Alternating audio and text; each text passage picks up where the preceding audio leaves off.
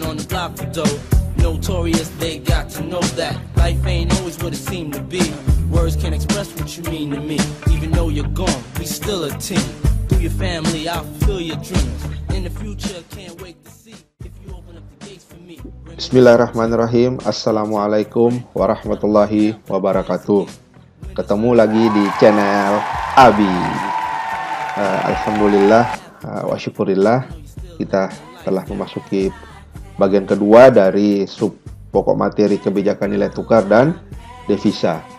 Di materi sebelumnya saya telah memaparkan pendahuluan dari materi ini, yaitu mengenai pengertian-pengertian dari kebijakan devisa dan kebijakan nilai tukar, serta sejarah singkat pemberlakuan nilai tukar dan devisa di Indonesia.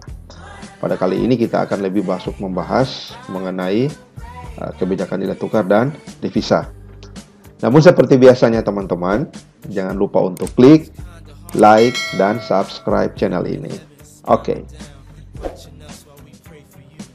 Sistem dan kebijakan nilai tukar.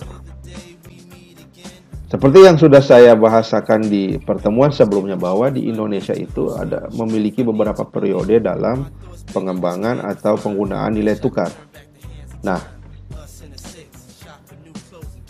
periode sistem nilai tukar tetap dan sistem nilai tukar mengambang ketat itu dapat dilihat pada layar. Itu yang pertama, dia sejak November 1978 dari 425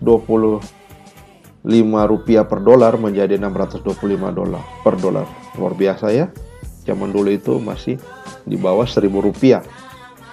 Nah, kemudian di bulan Maret tahun 83 sampai Maret 83 mulai dari 625 rupiah per dolar menjadi 825 per dolar. Ini sudah mulai menanjak. September 1986 dari 1.134 per dolar menjadi 1.644 per dolar. Jadi ini ketika kita menggunakan sistem nilai tukar tetap dan sistem nilai tukar mengambang secara ketat. Jadi perlahan nilai tukar rupiah terhadap dolar itu naik dari di tahun 78 425 sampai September 86 itu 1134, hampir 3 kali lipatnya. Nah, kemudian ketika kita menggunakan nilai tukar mengambang yang fleksibel, Bank Indonesia melakukan 8 kali pelebaran kita intervensi. Pada bulan September 1992 dari 6 rupiah atau 0,25% menjadi 10 rupiah atau menjadi 50%, naik hampir 2 kali lipat. Di Januari 1994 dari 10 rupiah menjadi 20 rupiah. Kemudian dari September 1994 dari 20 rupiah menjadi 30 rupiah. Terus sampai di Juli 97. Nah, ini di masa-masa krisis moneter ini. Kalau Juli 97, mulai dari Juli 97. Ternyata dimulai dari 192 rupiah menjadi 304 rupiah. Bayangkan, mulai dari 6 rupiah teman-teman sampai ke 304 rupiah. Ini ketika kita menggunakan sistem nilai tukar mengambang yang fleksibel. Nah, intervensi dari Bank Indonesia sebagai otoritas dalam pelaksanaan kebijakan moneter di Indonesia. Selain itu, dalam periode nilai tukar mengambang fleksibel ini, Bank Indonesia itu setiap hari mengeluarkan nilai tukar atau kurs tengah harian. Dan Bank Indonesia juga melakukan intervensi di pasar valuta asing untuk menjaga agar nilai tukar bergerak dalam koridor yang telah ditetapkan. Nah, ini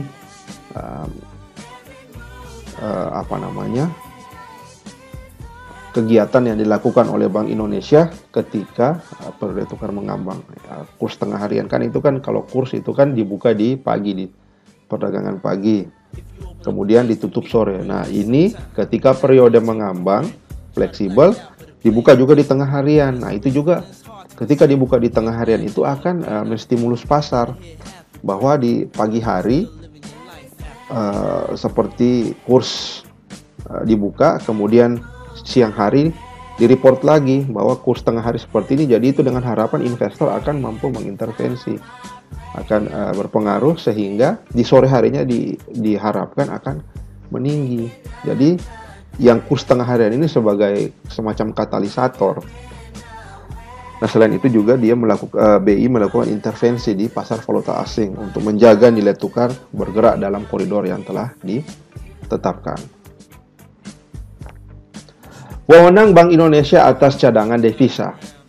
Nah, yang pertama ada mengelola cadangan devisa. Pengelolaan dilakukan dengan diversifikasi atau pemisahan menurut jenis valuta dan jenis penempatan. Kemudian pengelolaan itu dilakukan berdasarkan prinsip keamanan dan kesiagaan untuk memenuhi kewajiban segera tanpa mengabaikan prinsip pendapatan yang optimal. Yang kedua, selain pengelola cadangan devisa, nah itu juga mengembangkan pasar valuta asing melalui penyempurnaan ketentuan di bidang transaksi devisa, yaitu menetapkan ketentuan transaksi devisa yang dilakukan oleh bank dalam rangka menetapkan prinsip kehati-hatian atau prudensial. Ketentuan mengenai transaksi derivatif atau transaksi saham atau transaksi valuta asing atau transaksi komoditi. Kemudian membatasi transaksi rupiah dan pemberian kredit dalam valuta asing. Ini merupakan wewenang Bank Indonesia atas cadangan devisa. Yang ketiga adalah mengelola nilai tukar. Sterilisasi atau intervensi, lagi-lagi intervensi di pasar valuta asing. Pertanyaan misalkan kalau kawan-kawan bertanya kenapa BI selalu intervensi, karena dia merupakan otoritas kebijakan moneter Indonesia. Tugasnya itu kan untuk menstabilkan nilai rupiah. Makanya BI selamanya atau selalu melihat kondisi moneter di Indonesia. Jadi ketika kondisi moneter itu mungkin naik, cepat diintervensi. Kalau turun, cepat diintervensi. Gunanya apa intervensi itu? Agar nilai tukarnya itu stabil. Karena memang itu tujuannya, menstabilkan nilai tukar rupiah. Nah, ini yang pertama tadi, intervensinya di pasar valuta asing. Yang kedua adalah menentukan kurs jual atau kurs beli yang terdiri dari kurs atas transaksi dan kurs uang kertas asing. Oke, di wewenang BI yang tadi pertama pengelolaan cadangan devisa, yang kedua pengembangan pasar valuta asing dan mengelola nilai tukar. Kebijakan Bank Indonesia terhadap nilai tukar menjaga kondisi fundamental makroekonomi yang sehat. Nah, ini karena BI mengintervensi agar menjaga jangan sampai kondisinya itu goyang. Melakukan intervensi ke pasar falas, tentu saja. Pengawasan langsung pada bank pelaku terbesar.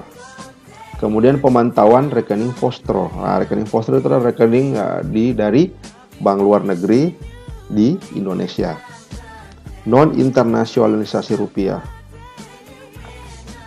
Kemudian dengan membatasi akses non-residen terhadap rupiah untuk menekan tindakan spekulasi. Nah kalau untuk pengawasan langsung ini memang sekarang sudah langsung diserahkan kepada otoritas jasa keuangan, tapi Bank Indonesia secara makro itu masih mengawasi. Jadi kerjasama dengan otoritas jasa keuangan. Baik teman-teman, kita telah sampai pada bagian terakhir dari pertemuan kali ini. Saya harap materi yang telah saya sampaikan kawan-kawan mampu untuk memahaminya. Jika ada pertanyaan, jangan sungkan-sungkan kita diskusi di kelas. Kalau memang masih kurang, silakan mencari lagi tambahan-tambahan referensi atau artikel sehingga dapat kawan-kawan mampu untuk lebih memahami materi ini dengan baik. Baik, kita ketemu di pertemuan selanjutnya. Billahi taufiq wal hidayah. Wassalamualaikum warahmatullahi wabarakatuh.